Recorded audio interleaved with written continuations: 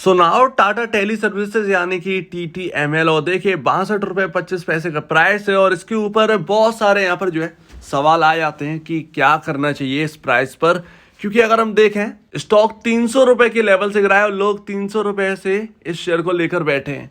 और कोई एवरेज कर रहा है, कोई ये जानना चाहता है कि क्या ये रिकवर होगा। सबसे पहली बात तो 300 रुपये जब ये गया था तो इसका मार्केट कैप कुछ ऑलमोस्ट 55,000 करोड़ से 60,000 करोड़ के आसपास का आ गया था, जो कि बहुत बहुत हाई था।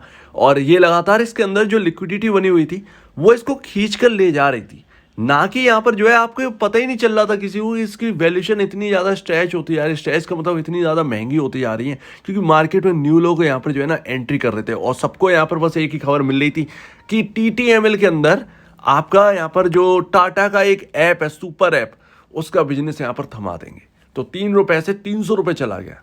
अब देखिए अभी भी अगर बात करें तो सिर्फ और सिर्फ ये जो चल रहा है ना, ये जो आपको प्राइस दिख रहा है वो सिर्फ टाटा को लेकर है। टाटा का नाम यहाँ पर शामिल है इसीलिए, अदरवाइज किसी और कंपनी का अगर होता तो ये अभी तक 62 रुपये नहीं बल्कि 60 पैसे या फिर यहाँ पर 6 रुपये के आसपास को आपको मिलता। 10 रुपये से कुल मिला के 10 रुपये के नीचे मिलता, क्योंकि अगर आप देखें जितनी की यहाँ पर जो है ना मार्केट कैप है 12,181 करोड़ रुपए की, उससे कहीं ज़्यादा तो डेट है।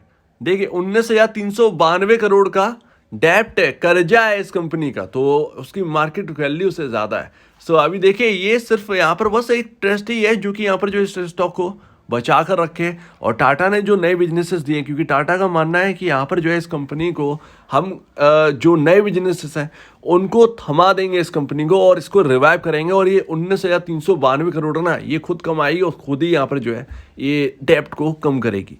तो कुल मिलाकर यहाँ पर ये बात है। तो अभी नए नए बिजनेसेस दिए जा रहे हैं और टाटा टेली सर्विसेज का नाम बदलकर TTVS कर दिया। टाटा वो नाम याद नहीं आ रहा फुल नेम क्या है, लेकिन यहाँ पर ना टाटा बिजनेस सर्विसेज लिमिटेड ऐसी कुछ हो गया।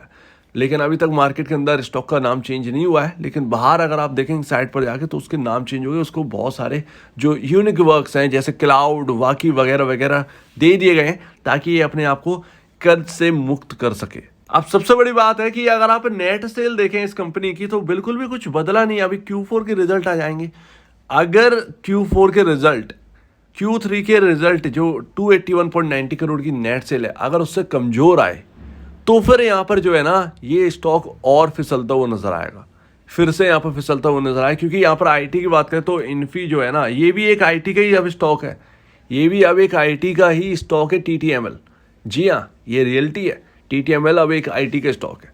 तो इन्फी के जो रिजल्ट है उसमें ग्रोथ जो है ना वो नेगेटिव दिखाई है, ग्रोथ यहाँ पर जो है हुई नहीं। Q3 के मुकाबले Q4 में रेवेन्यू घटा है ना कि बढ़ा है, तो उसके अंदर 11% का करेक्शन है। और मंडे को मार्केट खुलेगा तो तबाही मचेगी इन्फी के अंदर और वो पूरे IT स्टॉक्स पर यहाँ पर जो है ना रब ऑफ इफेक्ट लेकर आएगी। तो यहाँ पर यही देखना है कि क्या यहाँ पर Q3 के कंपैरिजन Q4 का रिजल्ट अच्छा आ रहा है।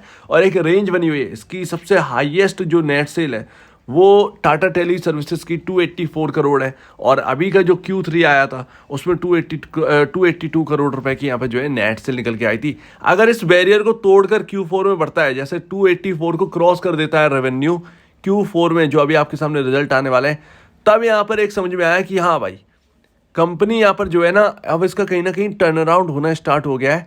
ये अपनी जो पुरानी नेट सेल है उसको क्रॉस कर कर अब नए सिलसिले से यहाँ पर चलने लगी है। तो ये सबसे एक पॉइंट है ना वो नोट करने वाली बात है कि रेवेन्यू जो है वो 284 करोड़ के ऊपर आ रहा है या नहीं आ रहा है। और एक लॉस मेकिंग कंपनी है और लगातार यहाँ पर जो है ना लॉस बना ही हुआ है।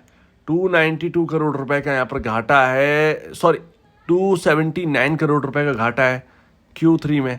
क्या ये घाटा कम हो रहा है या नहीं, क्योंकि अभी तक ये लॉसेस में है। और ये लॉसेस में क्यों है, ये आपका डेट का जो पेमेंट है वो यहाँ पर होता है, उसके साथ साथ टैक्स कटता है, टैक्स और उसके बाद उससे पहले अगर आप देखें तो डेप्रिसिएशन है, बाकी वगैरह वगैरह चीज़ें हैं। तो ऑलमोस्ट उसी में सब कुछ चला जाता है और यहाँ पर फिर एक नेगेटिव रिपोर्ट यहाँ पर बनकर आती है।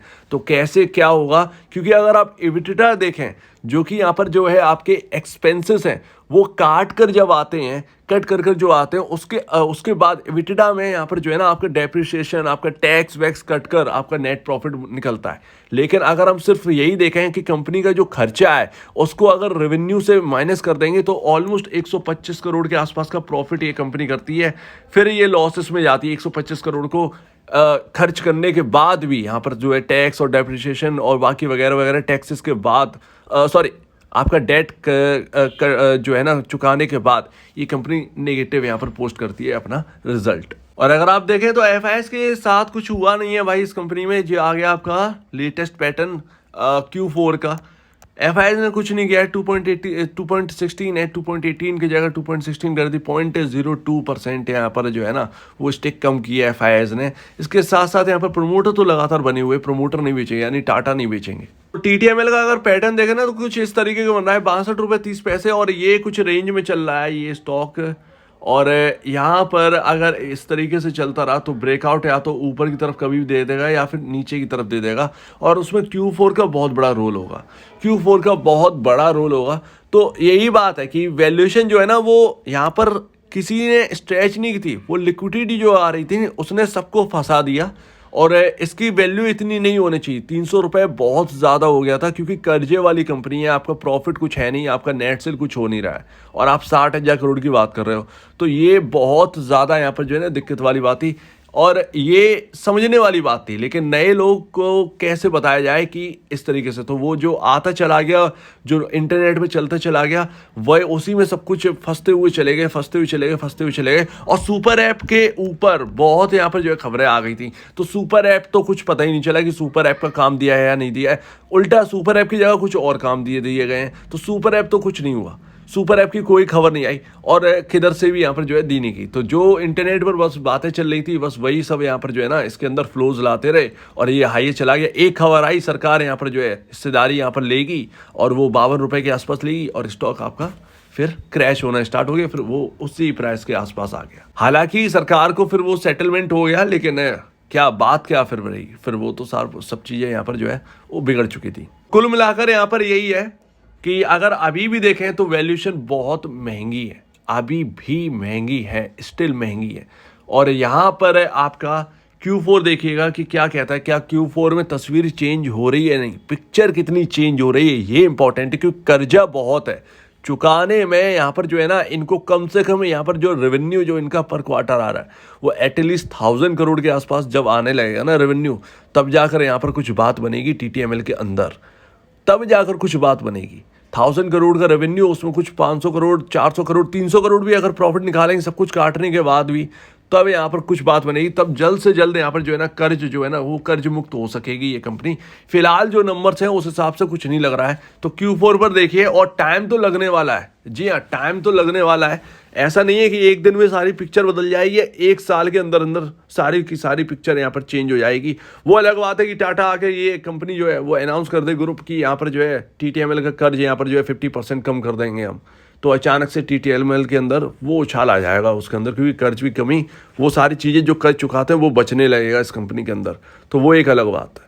तो वो आएगा या नहीं, वो उस होप में मत बैठिए, जो नंबर्स यहाँ पर दिख रहे हैं वही है। तो फिलहाल तो कुछ भी तस्वीर चेंज नहीं लग रही है। थोड़ा सा महंगा है, बहुत ज़्यादा आपके बहुत ज़्यादा महंगा नहीं, लेकिन थोड़ा सा तो महंगा है ही। और जो नए बिजनेसेस दिए गए हैं उससे थोड़ा सा वैल्यू रखेंगे तो ऑलमोस्ट यहाँ पर आप ये समझिए कि मार्केट कैप इसका ऑलमोस्ट, अगर एक नॉर्मल कंपनी होती तो 2-2.5 के आसपास यहाँ पर जो है ना 2-2.5 करोड़ 2,500 करोड़ के आसपास का मार्केट कैप होता। उस हिसाब से ये तो 20 रुपये 30 रुपये के आसपास ही होने चाहिए था इस स्टॉक को। लेकिन इसके अंदर ये रियलिटी है कि यहाँ पर थोड़ी चीज़ें जो है ना वो बचाए हुए हैं इस स्टॉक को, अदरवाइज कुछ है नहीं, ये आप भी समझ रहे हैं। तो उम्मीद है आप बात को समझेंगे। वेट करिए, जब चेंज यहाँ पर दिखाई दे, जब कुछ टर्न अराउंड दिखाई दे कि हाँ भैया यहाँ पर अब रेवेन्यू चेंज होने लगा है, अब 300-350 करोड़ का रेवेन्यू अचानक से आने लगे, तब यहाँ पर जो है तब एंट्री करने में क्या हर्ज है।